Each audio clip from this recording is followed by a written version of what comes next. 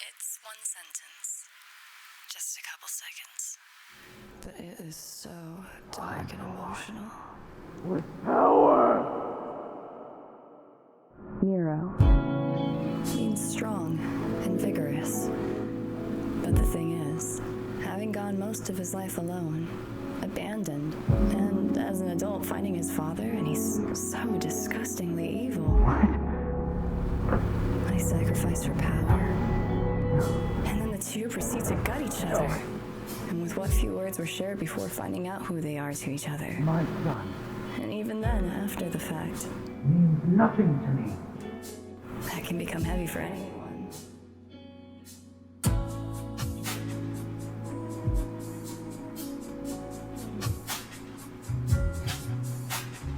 There are a lot of little moments he's had during gameplay since 4, but became even more noticeable with 5. Particularly when he pops DT and uses his bloody palace taunt. Power. My power. In tones that are both so painful and dark. This isn't just in the way he says the lines, but especially the appearance he takes. Putting his hood up with a glint in his eyes. It feels intense. I'd like to believe that Nero can stay as he is. His character is strong. However, back when Lady and Dante met in 3, Lady spoke of the evil within demon blood, which is why she was also so hostile toward Dante for it running in his veins. You're a demon. This brings me to believe the boys must fight its will all their life, to not succumb to its evil. I bet Dante, Nero, and Vergil are all super affected by that fact alone, and have to fight every day to be more than it. Perhaps Vergil is the example that succumbing to it spells no going back. He managed in the end anyway. But only after decades of letting it take over. Only changing to the whims of massive life revelations. We see an example of the pain those evils inflict with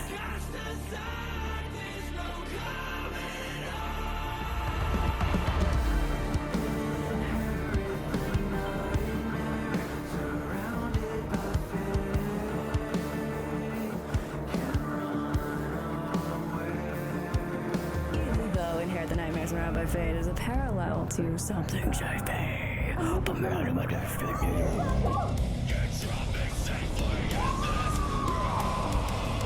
Referencing the day of Mundus's attack.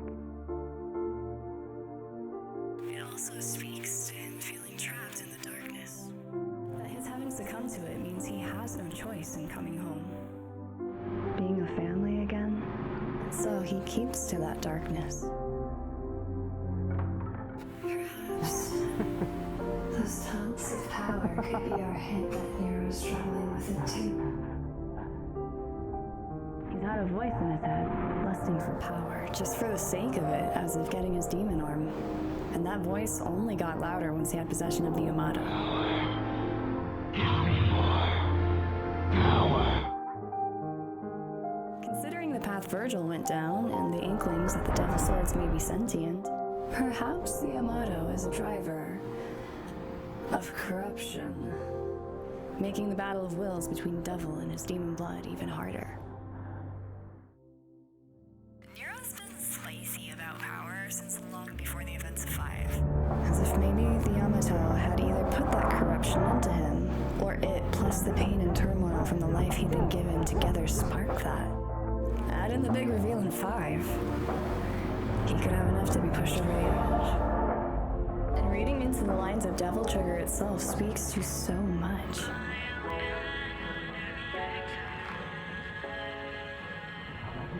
Not only is it the opening whispers to Devil Trigger,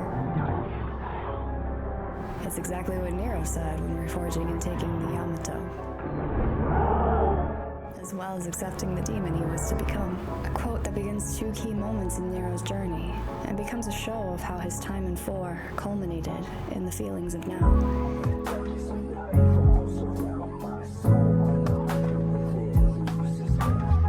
Which it seems more a metaphor rather than a face value of, oh, it's nighttime and we're fighting for our life, but of how there is a very real darkness consuming him. And he's losing control to it. Look at what happens to enemy appearance when they begin to Devil Trigger. It's just darkness. A deep void of violent nothingness. Is this the cost of allowing that demon to become real?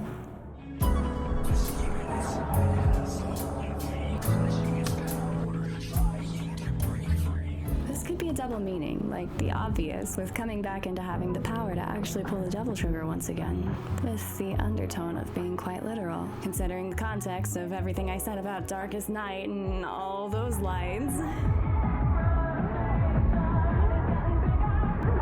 I always read this as being a legitimate struggle for Nero, not just a momentary part of battle, which is also just another iteration of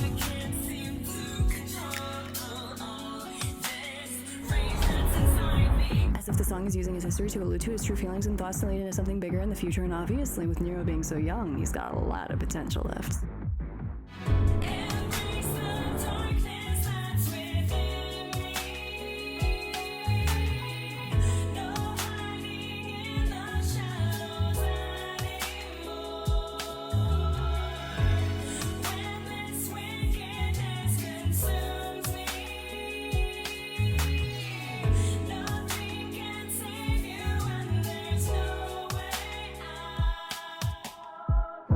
Feels as if nothing can save you and there's no way out could also be meaning that if Nero were to succumb to that he too, like Vergil, would not be able to come back from it.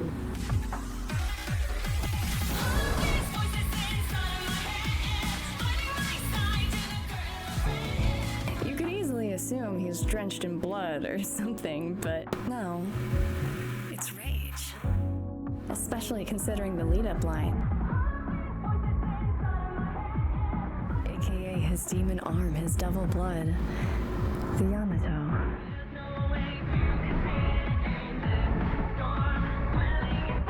Also felt like a match to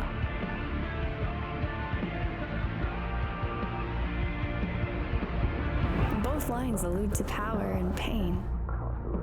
Bury the Light largely comes across as Vergil coming to feel remorse and regret for all he's done in his lust of power, especially as he was driven to becoming exactly what he hated, because the life Nero had been left with, the life he left his son with, that too was the life he'd lived, feeling unloved, with no one to protect him, alone.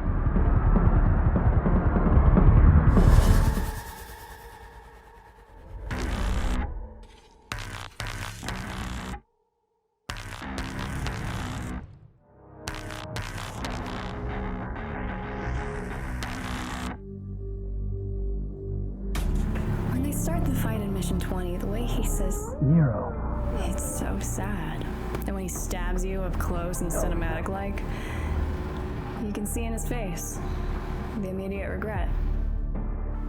Never wanted to even do it, but did it anyway to maintain face, considering he feels with all that disgust of what he'd sacrificed and who he'd hurt for power, that because of those actions, he has no choice in coming home. And that life in the dark is all that's left for him.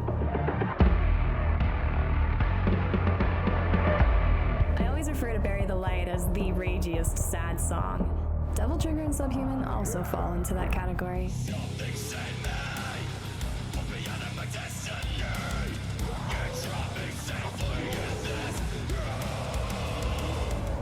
I'm pretty sure that's supposed to be more sarcastic and sad rather than hardcore and cool. His mom saved him from Mundus's attack, thus preventing his death, forcing him to live through all these hells. And thus you see even more into the whys of him being down about his life. It makes you... It's so much harder. Feeling it to be more woe is me, crying that he practically can't be killed while stuck feeling less than human for his demon half. Which also contrasts greatly with and the confidence and skill that comes with such curses. It feels as if Devil May Cry 5 was Capcom's way of giving Dante and Vergil closure. They've clearly set Lady and Trish up for something in the future. There are a lot of reasons I have hope to see them, Dante and Vergil, again. And considering they spent a few entries building Nero up to become legendary on par with where Dante and Vergil started in Devil May Cry 3, perhaps it's so he can carry the next title while we wait out Dante and Vergil being stuck in the underworld. Speaking of which, I've yet to fully play Devil May Cry 2. I tried. I'm still trying, but Devil May Cry 4 covers a good chunk of Devil May Cry 2 in the history recap, which mentioned Lucia awaiting Dante to save her from the underworld. And considering where Dante and Vergil end up in the end of Devil May Cry 5, perhaps this could be the setup to reintroduce Lucia in Devil May Cry 6, and thus maybe alight the potential to remake Devil May Cry 2 in the eyes of teen little devils.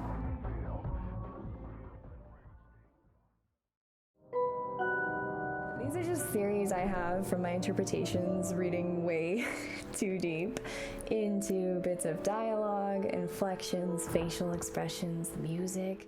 I've spent a lot of time with Devil May Cry lately, replaying their stories over and over and over.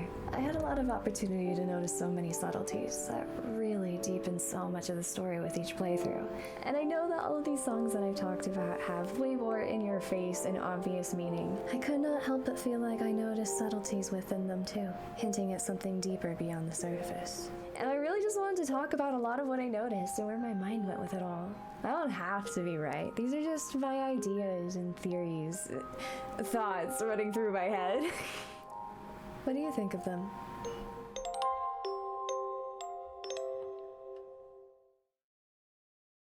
Tell me that doesn't have dark, maybe villainy vibes to it. Nero's been spicy about power. Nero's been spicy about power. They will see.